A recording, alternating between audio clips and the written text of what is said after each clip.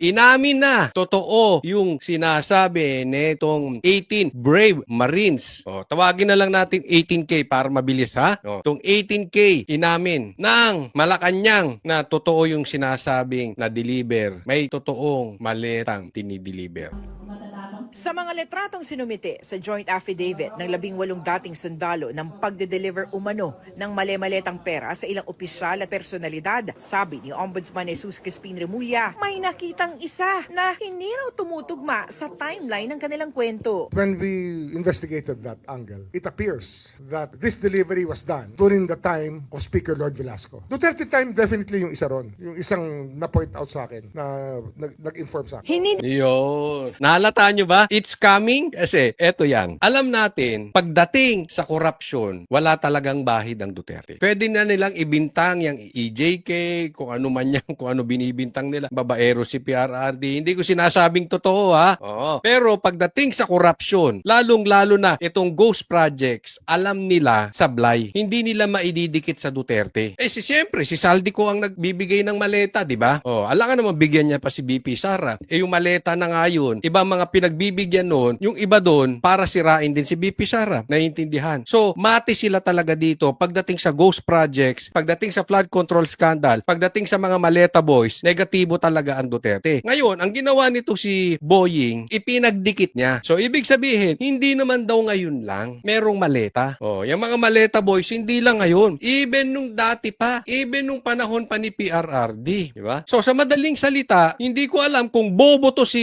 Boying o sobrang bobo o tayo ang ginagawang bobo. Dahil dyan, napaamin siya. So, kailangan mong bigyan ng credit ngayon tong mga 18 Marines. Kasi ginigiba nila tong Marines eh. Diba? Ngayon, sinasabi nila dati pa, meron na. So, ibig sabihin, totoo yung sinasabi nitong mga Marines. Ngayon, kung totoo yung sinasabi ng mga Marines, ibig sabihin, nag-deliver talaga sila ng pera kay Bongbong Marcos. Tama o tamang-tama? Nag-deliver sila ng maleta na may lamang pera kay Tambaluslos, kay Romualdez. Tama or tamang-tama, diba? Ngayon na sinasabi, nangyari din naman nung panahon ni PRRD. Di imbestigahan ninyo. Imbestigahan nyo kung sino yung involved nung panahon ni PRRD. Pero, imbestigahan nyo rin si Romualdez at saka si Bongbong. Kasi ngayon talamak eh. Kung totoo man dati, wala akong pakialam kung sinong tamaan dyan. Kung totoo yung sinasabi mo, imbestigahan nyo. Kung gusto nyo, electric chair nyo pa eh. Diba? Ako, positive ako dyan na negative ang Duterte dyan. Nagigets nyo? Baka yung tao sa ilalim, we don't know. Hindi ko sinasabing totoo. Diba? Pero mas lalo mong imbestigahan, Boying. Diba? Ikaw ang nakaupo ngayong ombudsman. Di lalo mong imbestigahan dahil alam mo pala malawakan dati pa eh. All the more na hindi mo dapat iwasan. Dapat mas pinapatawag mo yung mga Marines pero hindi sila iimbestigahan mo. Iimbestigahan mo yung deliveries ng maleta. Dahil sinabi mo, totoo yung maleta. Sinabi mo, totoo yung deliveries ng maleta. Yun ang imbestigahan. Yari ka dyan, Boying. Nadali ka dyan sa mga yung kadaldalan mo. tinukoy ni Remulla kung alin sa mga letrato ito. Pero ayon sa kanya,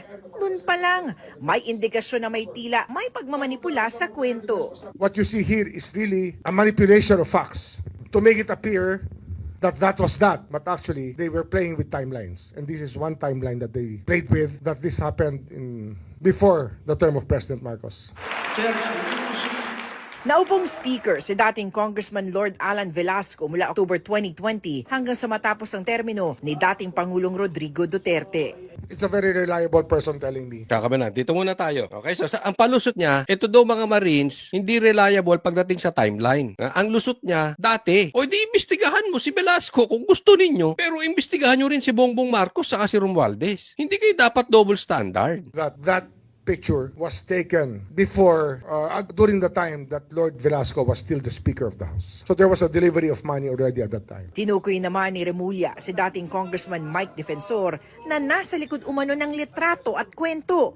Pero may isa pa umanong mambabatas na sumususog nito. I have reason to believe that Mike Defensor was called to task already by people concerned with that picture that was shown.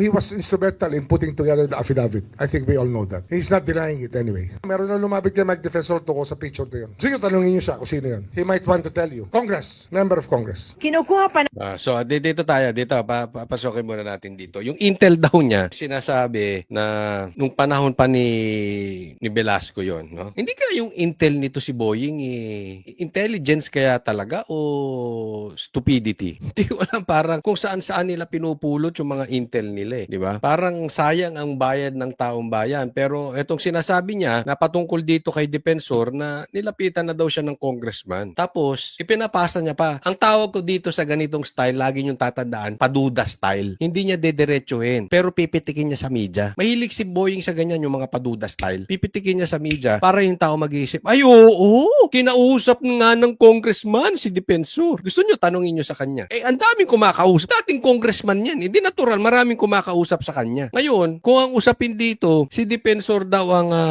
parang naging instrumento nito. Alam mo, hindi na issue kung sinong instrumento niyan. Malay mo, ako instrumento niyan. Di ba? Malay mo. Kung ako nagdikit-dikit dito sa mga Marines. So what? Kung ang instrumento niyan, si Defensor. Kung ang instrumento niyan, si Baligod. Kung ang instrumento niyan, si Topacio. Kung ang instrumento niyan, si Lapu-Lapu. Wala na tayong pakialam doon. Ang imbestigahan mo, hindi yung instrumento. Ang imbestigahan mo, yung maletang nawawala. Yung laman ng maleta. Meron pa ako narinig. Hindi ko na sasabihin kung sino nagsabi sa akin. Basta read between the lines na lang. Yung maletang binibigay na Rimowa daw. Peke.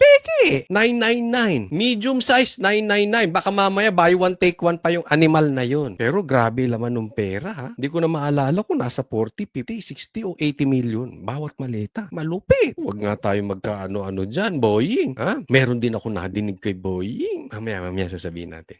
Kinukuha pa namin ang panig ni Defensor at ni Attorney Levy Baligod ukol sa mga sinabi ni Remulla. Pero dati nang sinabi ni Defensor na wala siyang kinalaman sa affidavit. Bagamat inaming tumutulong siya sa 18 dating sundalo. Maglalabas na raw ng sabina ang ombudsman laban sa 18 dating sundalo oras sa makapagsumite ang mga ito ng individual nila mga affidavit. Dito, mas matatanong raw isa-isa ang mga nagpakilalang security aid tungkol sa mga detalye ng kanilang deliveries. Lilinawin lang natin kasi ang hinahabol natin dito yung kamalian pa rin. The act itself is still what we are after. Bakit galit ka? Ba't galit ka? Bakit gusto mong patawag? Tapos isa-isa, ano ba yan? I-date mo ba sila? Bakit hindi kailangan? Ito nga na, tanong ko sa isang abogado, ha? Magaling tong abogado. Kailangan ba ang affidavit? Pag may sinabmit na reklamo o na notaryo, kailangan? First time ba mangyayari ito? Hindi naman.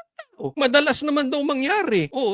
Tinanong ko, bakit hingi to si Boying? Kasi, ang gusto mangyari nito si Boying, sabi sa akin, gusto niya na merong magkamaling sumagot, na iba dun sa affidavit, di ba? Yung chances ng error. Pero alam mo, kahit balibaligtarin mo yan, totoo ang sasabihin yan. Gustong gisahin isa-isa. Sa madaling salita, ang talagang gigisahin, yung nagre-reklamo, hindi yung maleta. Yan ang motibo nito. Alam mo, may napagtanungan ako, ha? Ito naman reliable person. Okay? Hindi ko nababanggitin kung sino siya. Napagtanungan ko, si Boying ba nabigyan ng maleta? Sige, sagot nyo kung ano. Sige, sa tingin nyo, nabigyan ba to ng maleta? Alam nyo ang sagot sa akin? Eto, hindi niya na kailangan mabigyan ng maleta. Bakit naman? Sobrang yaman ba yan? Nako! Alam mo doon sa ganon? Nako, binenta yung ganon? Ganon?